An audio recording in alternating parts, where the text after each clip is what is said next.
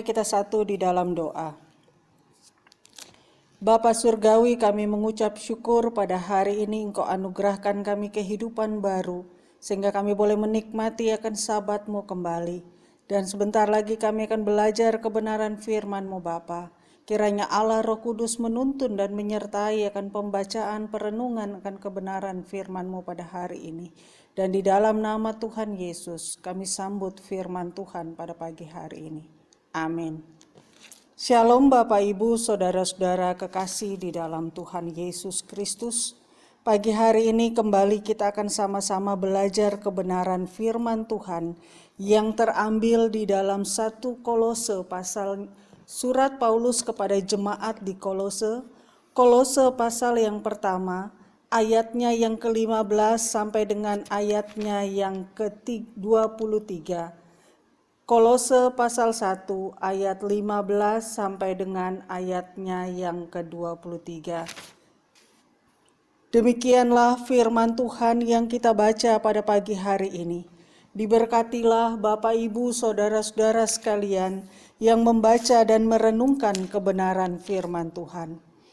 Bapak Ibu Saudara-saudara kekasih di dalam Tuhan Yesus Kristus, Rasul Paulus mengajak setiap orang Kristen untuk terus bertekun di dalam iman, untuk terus tetap teguh dan tidak tergoncangkan di dalam iman percaya mereka. Bahkan di dalam pengharapan terhadap Injil, Paulus mengajarkan kepada kita sekalian agar tidak mudah digeserkan. Ayatnya yang ke-23 berbunyi, sebab itu kamu harus bertekun di dalam iman, tetap teguh dan tidak tergoncang, dan jangan mau digeser dari pengharapan Injil yang telah kamu dengar dan yang telah dikabarkan di seluruh alam di bawah langit, yang aku ini Paulus telah menjadi pelayannya. Bapak Ibu Saudara-saudara kekasih di dalam Tuhan Yesus Kristus. Arti mengikuti Tuhan harus disertai dengan ketekunan, kesungguhan hati, dan tetap memiliki pengharapan yang benar di dalam Tuhan. Iman seseorang akan teguh jika didasarkan pada pengharapan yang benar, maka kehidupan kerohaniannya juga akan kokoh dan berdampak bagi orang-orang di sekitarnya. Bapak Ibu Saudara-saudara kekasih di dalam Tuhan Yesus Kristus, ada banyak hal yang dapat mempengaruhi kita untuk tetap menaruh pengharapan. Bisa saja hal-hal yang lahiriah bisa membawa kita untuk tetap menaruh pengharapan kita kepada hal-hal yang lahiriah. Tetapi pagi hari ini kita belajar dari seorang Rasul Paulus, mengapa pengharapan dan iman kita tidak boleh digeserkan oleh apapun. Hal yang pertama yang kita belajar, mari kita melihat ayatnya yang ke-15 sampai dengan ayatnya yang ke-19.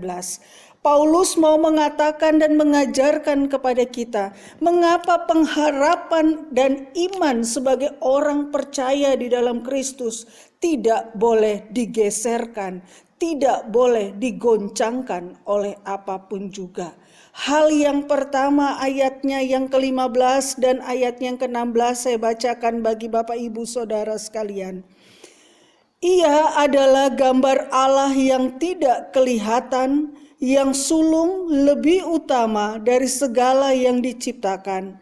Karena di dalam Dialah telah diciptakan segala sesuatu yang ada di surga dan yang ada di bumi, yang kelihatan dan yang tidak kelihatan, baik singgasana maupun kerajaan, baik pemerintah maupun penguasa, segala sesuatu diciptakan oleh Dia dan untuk Dia.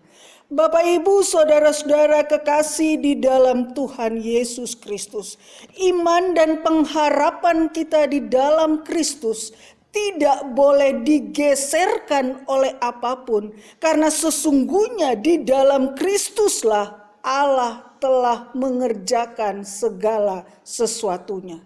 Di dalam Kristuslah Allah telah memulai dan menyelesaikan segala sesuatunya. Seperti perikop yang kita baca pada pagi hari ini. Ayat 15 sampai dengan ayatnya yang ke-19.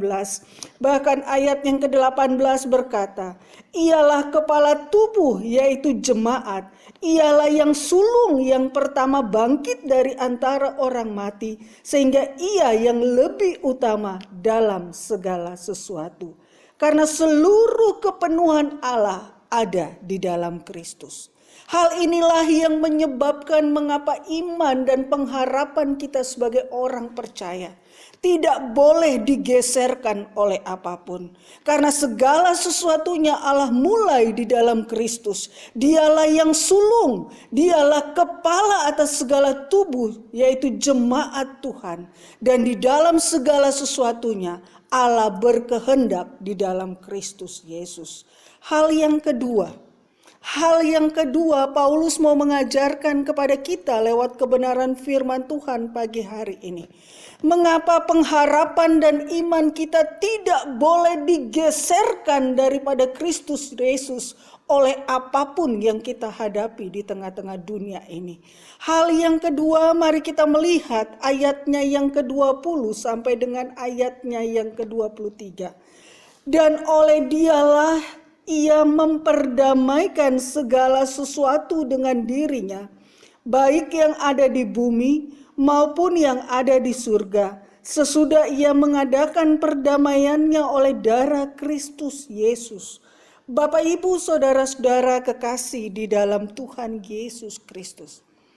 Mengapa iman, percaya, dan pengharapan kita tidak boleh digeserkan daripada Kristus Yesus?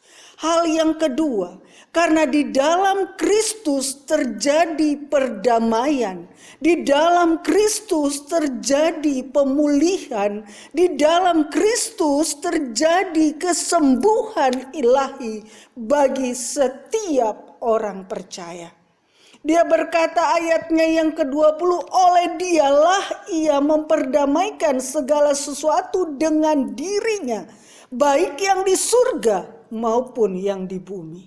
Ayat yang ke-21 dia berkata juga, dan kamu yang dahulu hidup jauh dari Allah dan memusuhinya dalam hati dan pikiran seperti yang dinyatakan dari perbuatanmu yang jahat, sekarang diperdamaikannya di dalam tubuh jasmani Kristus oleh kematiannya untuk menempatkan kamu kudus, tak bercela dan tak bercacat di hadapannya.